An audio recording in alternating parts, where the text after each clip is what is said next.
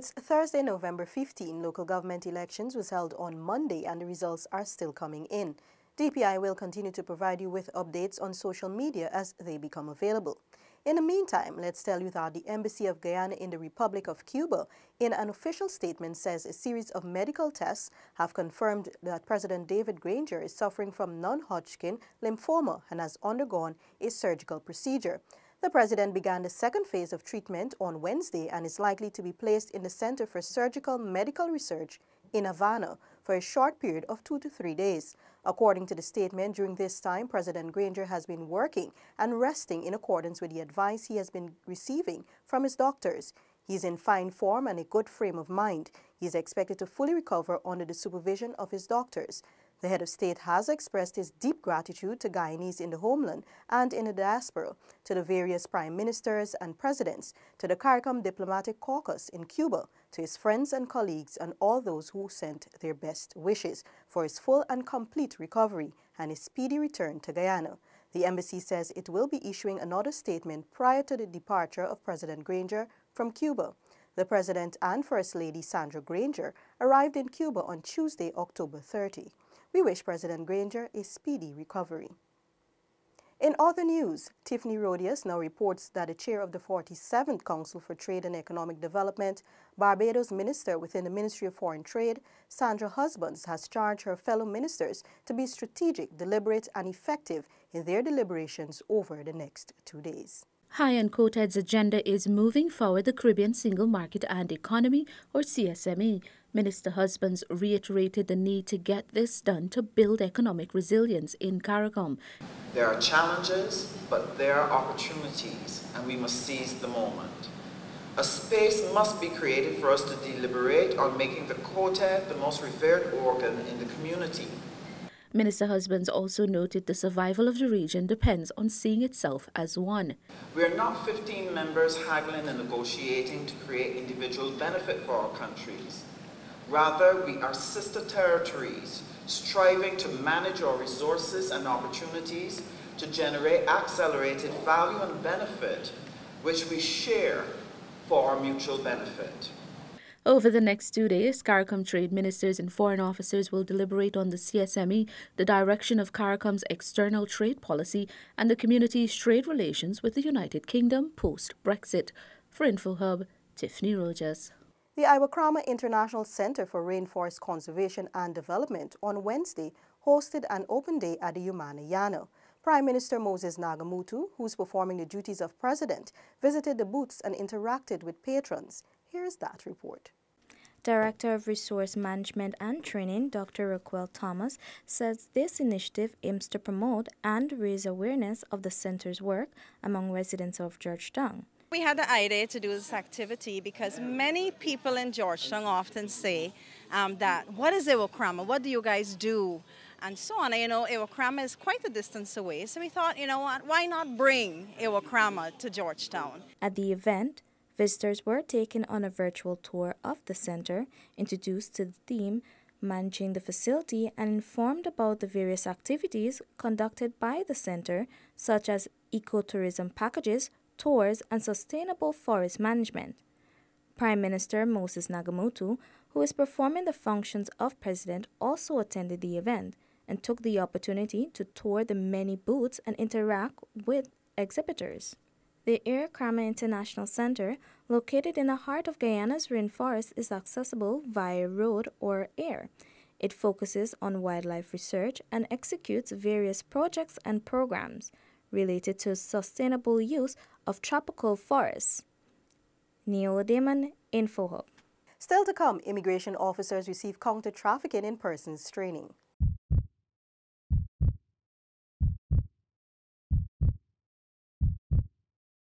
If you or someone you know was having a heart attack,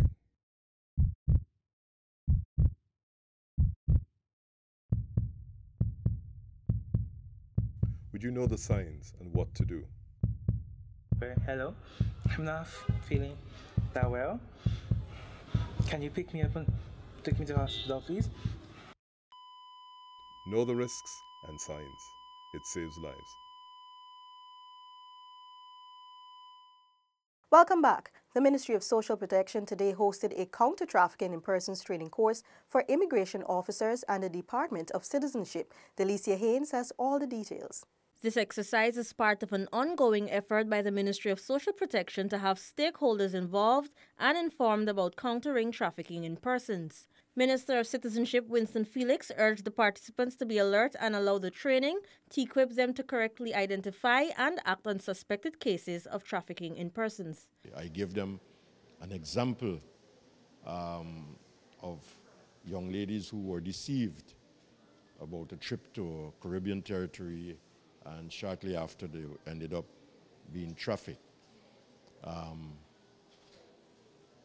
I identified to them the importance of understanding the nature of the crime, pointing out to them that this training can't give them anything, that they should take it forward to develop their reading and understanding of the components of trafficking in persons. Commissioner of Police Leslie James said the training is timely as it engages immigration and other ranks of the Guyana Police Force to be on the alert in identifying and dealing with persons who are being trafficked. I did say to them that it's in keeping with the United Nations Protocol, of which Guyana is a signatory, to deal with this code, what is referred to as the scourge of the earth, trafficking in persons. I indicated to them it's an important training for them to understand, and I encourage them to also do some more research. The Ministry of Social Protection has been intensifying efforts to make the public more aware about the issue of trafficking in persons in Guyana. Training sessions have also targeted social workers, police officers, and others who have a part to play in countering trafficking in persons. For InfoHub, Delicia Haynes. The Guyana Golden Lives Organization, a unique NGO which caters for children coping with bereavement, was formally launched today. Paul McAdam was there and filed this report. November 15th marked the formal launch of the Guyana Golden Lives Organization, which is intended to help and support children suffering bereavement from across the country. Golden Lives founder and the Queen's Young Leader awardee, Marva Langevin, was inspired after reading a biblical scripture which called for the care of the less fortunate, and after witnessing the effect her friend's death from cancer had on her two surviving sons. She launched the non-governmental organization in 2014 and has assisted 30 children thus far with guidance from the Queen's Young Leaders program. The training, the networking opportunities to know how to run a nonprofit and to take it to the next level, where every persons were saying this is going to get big, this is going to blow up. But I was like, okay, before it get there, something has to be done.